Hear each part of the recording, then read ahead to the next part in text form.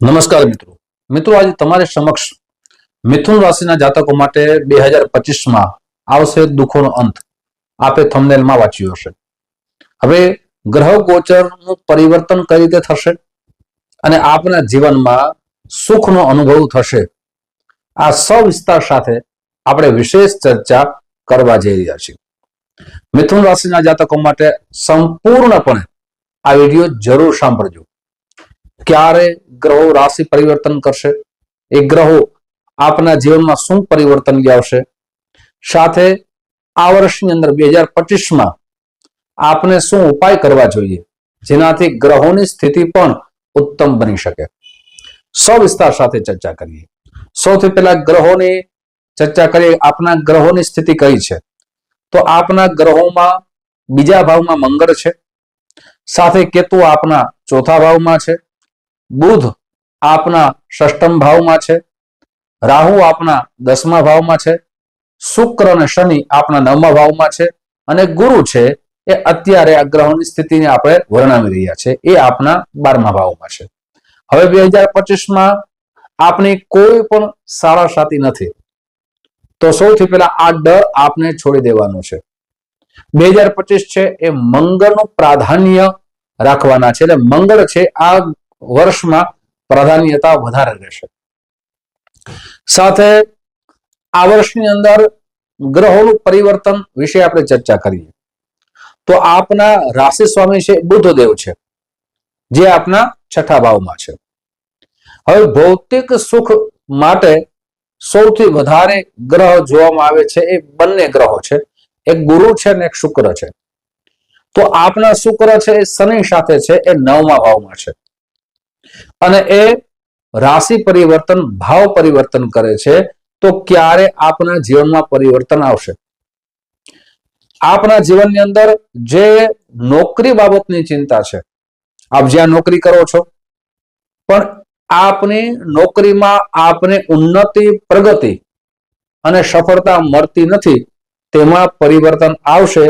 એ જે ફેબ્રુઆરી માસ પૂર્ણ થતા, ફેબ્રુઆરી માસ પૂર્ણ થતા માર્ચ એપ્રિલમાં આપના જીવનમાં પરિવર્તન થવાના યોગ નિર્માણ થઈ રહ્યા છે. સાથે શુક્ર જેમ પરિવર્તન કરશે એમ આપના જીવનમાં પરિવર્તન થવાના યોગ છે. શુક્ર ભગવાન છે એ સૌથી પહેલા રાશિ પરિવર્તન ને ભાવ પરિવર્તન કરશે તો પંચમ ભાવમાં જશે, એટલે વિદ્યાર્થી જીવનને પણ પરિવર્તન આવશે. આપ જે મહેનત કરી રહ્યા હતા, જે પરિણામની ઈચ્છા છે, અને આપનું પરિણામ જે આપના પાત્રતા પ્રમાણે આવતું ન હતું, એ પરિણામ આવવાની સંભાવના વધી જશે. એટલે એમ કહી શકાય, જેમ શુક્ર રાશિ પરિવર્તન કરશે, ઉચ્ચ ભાવમાં આવશે, ભાવ પરિવર્તન કરશે, એટલે વિદ્યાર્થી બંધુઓ માટે મહેનતનો સ્ત્રોત વધશે. જે મન અન્ય જગ્યાએ લાગતું હતું, હવે એ મન આપના વિદ્યાભ્યાસમાં લાગશે, એટલે સ્થિરતા આવશે. સ્થિરતા આવવાથી આપના જીવનમાં ક્રમાંક વધશે, વિદ્યાનું જે પરિણામ છે એ પણ વધશે, અને આપનું જીવન વિદ્યાર્થી બંધુઓ માટે સુવર્ણ બનશે. સાથે જે બિઝનેસ કરે છે અને બિઝનેસની અંદર જે વિઘ્નો આવે છે, જે બિઝનેસ આપનો અટકી ગયો છે, ઘણા બધા પૈસાનું રોકાણ કર્યું, ખૂબ મહેનત કરી, છતાં જે પરિણામની ઈચ્છા છે એ પરિણામ આવતું નથી, તો શુક્ર ભગવાનના રાશિ પરિવર્તન અને ભાવ પરિવર્તન દ્વારા બિઝનેસનો ગ્રોથ પણ વધશે.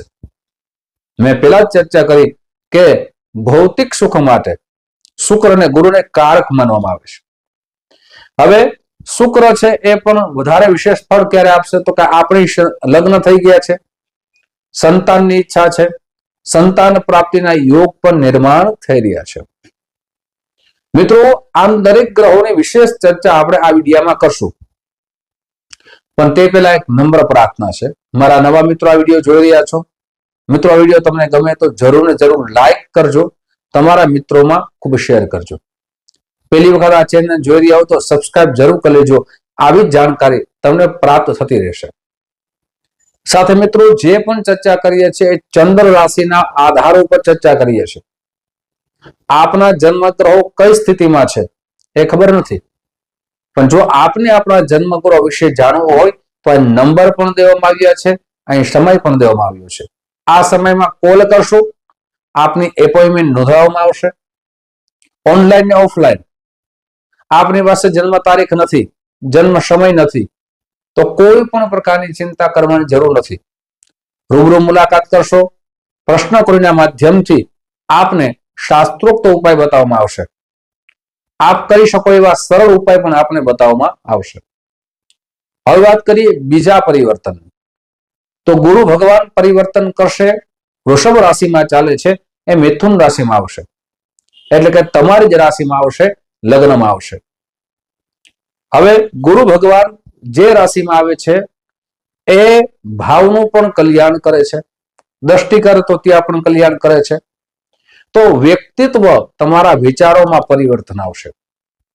આપ જે પેલા વિચારતા હતા એ નકારાત્મક વિચાર દૂર થશે, સકારાત્મક વિચારોનો પ્રવેશ થશે. જે નિર્ણય આપ લઈ શકતા ન હતા એ નિર્ણય શક્તિ વધશે. જે ડિસિઝન પાવર જોઈએ ડિસિઝન પાવર વધશે. આત્મવિશ્વાસ વધશે. કેમ કે તમારા લગ્નમાં, તમારી રાશિમાં ગુરુ ભગવાનનો પ્રવેશ થશે. ગુરુ ક્યારે રાશિ પરિવર્તન કરશે? તો કે 8 મે પછી. સાથે ગુરુ ભગવાનની સપ્તમ દ્રષ્ટિ પડશે. સપ્તમ ભાવ છે એ ભાગીદારીનો છે, સપ્તમ ભાવ છે વિવાહનો છે, સપ્તમ ભાવ છે એ રોજે રોજ જે કમાય છે એનો પણ માનવામાં આવે છે. તો સપ્તમ દ્રષ્ટિ કરવાથી અને સાથે ગુરુ ભગવાનને વિવાહના પણ કારક ગ્રહ માનવામાં આવે છે. સપ્તમ દ્રષ્ટિ પડવાથી આપના જીવનમાં લગ્ન બાબતમાં જે ચિંતા થતી હતી, વિવાહ બાબતમાં જે ચિંતા ઊભી હતી, એ દૂર થવાના સુંદર યોગ નિર્માણ થઈ રહ્યા છે. સાથે વિવાહ માટે સારા પાત્રની શોધ કરતા હતા, એ સારું પાત્ર મળવાના આપના યોગ નિર્માણ થઈ રહ્યા છે. રોજે રોજ આપની કમાણી જે થતી હતી એમાં પણ વધારો થશે. એટલે પેલા જ હું કહી ગયો કે આપના જીવનમાં આવશે દુઃખોનો અંત, સુખનો અનુભવ થશે. હવે સાથે આપ પાર્ટનરશિપમાં જે મતભેદ થતા હતા અને તેના હિસાબે આપના બિઝનેસમાં નુકસાન આવતું હતું, ગુરુ ભગવાનની દ્રષ્ટિ પડવાથી ત્યાં મતભેદ દૂર થશે અને લાભ થવાની સંભાવના વધી જશે. હવે વાત કરીએ 7મો ભાવ છે એ 15 મે પછી જે પરિવર્તન આવશે, મેં હમણાં કીધું વધારે વિશેષ. અને ગુરુ ભગવાન એક રાશિમાં 1 વર્ષ રહે છે, એટલે કે આપની રાશિમાં 12 વર્ષ પછી આવ્યા છે. જીવનનું મોટું પરિવર્તન આવવાની સંભાવના ખૂબ જ સારી છે. અને જ્યાં ગુરુ ભગવાનની સપ્તમ દ્રષ્ટિ પડે છે તે જ ઉપર શનિ પણ દ્રષ્ટિ કરશે. એટલે વિવાહના યોગ બહુ સુંદર બને છે. પણ પ્રયત્ન આપને કરવો પડશે. પ્રયત્ન વિના કોઈ પણ કાર્ય થઈ શકે નહીં. અને સફળતા માટે ભાગ્ય અને મહેનતની બંનેની જરૂર પડે. આપ જે ભાગ્ય ઉદિત આપનું થતું ન હતું એ ભાગ્ય આપનું ઉદિત થવાની સંભાવના ખૂબ સારી છે. એ આગળ ચર્ચા કરશું. સાથે શનિ ભગવાન છે આપના 9મા ભાવમાં છે. 30 માર્ચ પછી 10મા ભાવમાં આવશે, કેરિયરના કર્મના ભાવમાં આવશે, પિતાના ભાવમાં આવશે. 9મો ભાવ છે ભાગ્યનો છે. રાશિ પરિવર્તન, ભાવ પરિવર્તન કરશે એટલે આપનો ભાગ્યોદયમાં જે અડચણો, જે વિઘ્નો આવતા હતા એ ભાગ્યોદય થશે. નોકરીમાં પરિવર્તન આવશે. આપનું સ્થળાંતર થવાના યોગ નિર્માણ થઈ રહ્યા છે, પણ એ સ્થળાંતરના લાભ મળવાનું છે. આપનું કર્મ વધશે, આપને જવાબદારી વધશે. આપને શનિ ભગવાન છે ભાગદોડ કરાવશે. અને જ્યાં કર્મ વધે, જ્યાં મહેનત વધે, ત્યાં ધનની આવક પણ વધે. એટલે ધન બાબતમાં પણ આપનો આવકનો સ્ત્રોત વધવાનો છે. એ બહુ સારી વાત છે અને એવા યોગ નિર્માણ થઈ રહ્યા છે. જો આપના જન્મના ગ્રહો શુભ સ્થિતિમાં હશે, શનિ ભગવાન શુભ સ્થિતિમાં હશે, ગુરુ ભગવાન શુભ સ્થિતિમાં હશે, શુક્ર ભગવાન શુભ સ્થિતિમાં હશે, તો આપના જીવનમાં બહુ મોટો ફેરફાર આવશે, મોટું પરિવર્તન આવશે. પણ જન્મના ગ્રહો જો અશુભ સ્થિતિમાં હશે તો પરિણામ આપનું પરિવર્તન પણ આવી શકે છે. મિત્રો હવે વાત કરીએ ખાસ કરીને રાહુની. રાહુ છે આપના 9મા ભાવમાં આવશે.